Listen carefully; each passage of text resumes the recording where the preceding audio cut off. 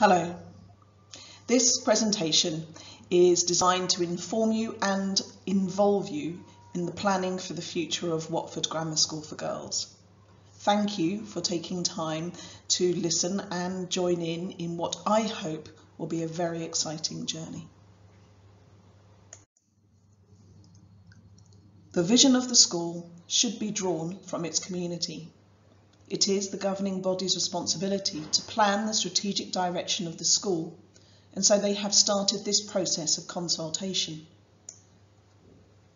After a wider discussion, the governing body delegated the responsibility to a working group to design the new vision of Watford Girls. Myself and the leadership team spent a day in the autumn term reviewing our vision and aims and including their thoughts. Then that group of governors and the leadership team met together and created what you will see here is the draft version. The staff took part in workshops at the start of this term and were invited to give their opinions either as a group and as individuals. The Student Council was consulted this week and each form is now being invited to participate and give their thoughts. And now it's over to you as parents to please give your comments on where you think the school should be. The leadership team and the governors and I will then read through all of your feedback and finalise the vision and the aims of the school.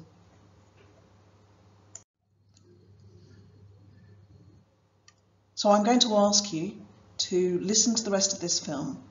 And then in the newsletter this week, I have given a link to a survey. I'm going to ask you, please, to tell me what your thoughts are, so we can include those in our discussions when we're finalising the vision of the school. Now, what is the vision of a school?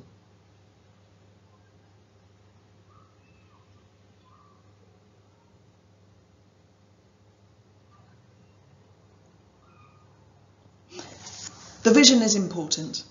It appears on our website. It is our outward-facing vision of who we're going to be in 5, 10 years, 15 years' time.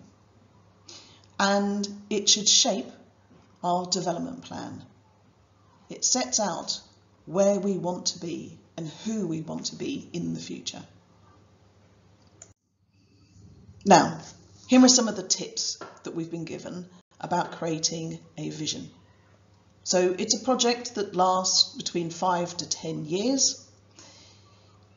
We need to dream big and focus on what the successes are that we want to see. We will use the present tense.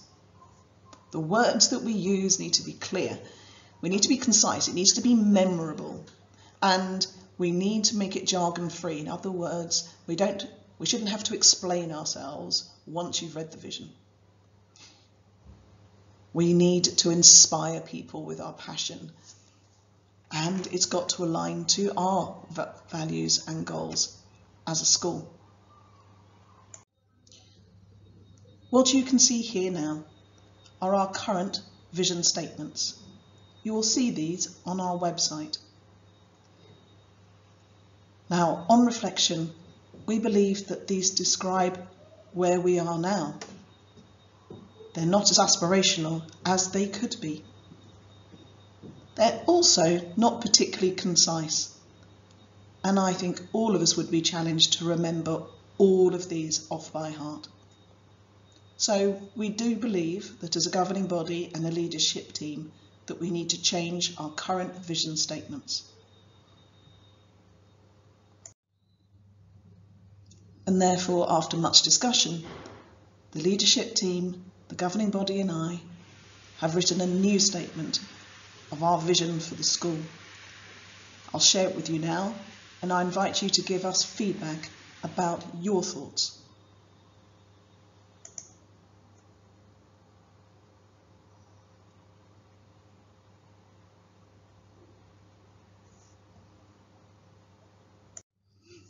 We're now going to move on to aims. The aims define our purpose and what our primary objectives are of a school. It is our aims that are going to help us to achieve our vision.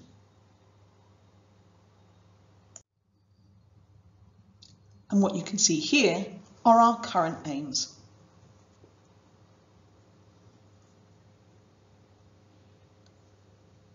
Again, that we felt that our aims described where we are now, but also in the light of the new vision, we needed to create a new set of aims.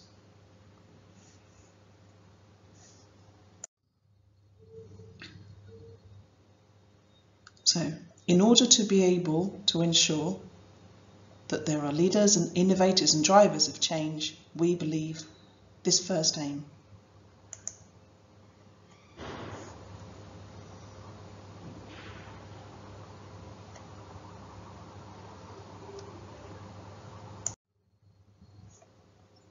Then our second aim,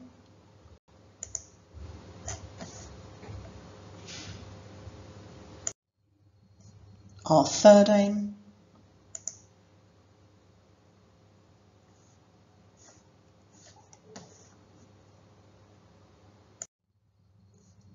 and our fourth aim.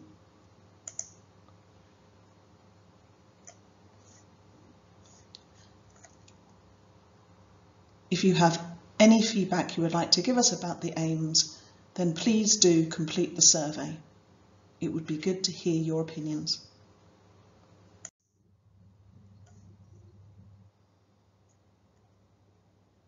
So, please carry out your discussion and make sure that you give me feedback.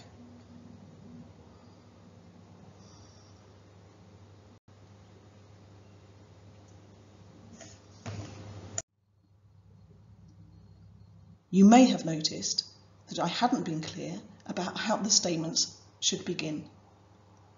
And it is important that we have a discussion about the use of the terminology that we use. We have three options. We could start each of the statements. Each girl will learn to be a leader, innovator, and a driver of change.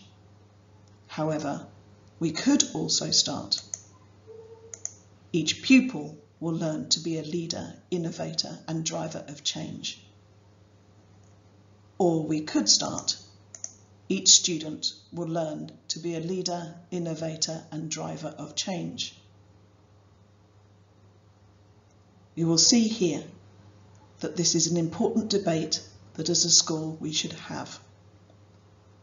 I believe it's important that we make the right choice. I understand and I know that there are differences of opinion, and that is why I am inviting you to give your feedback about how you believe we should start each of the statements.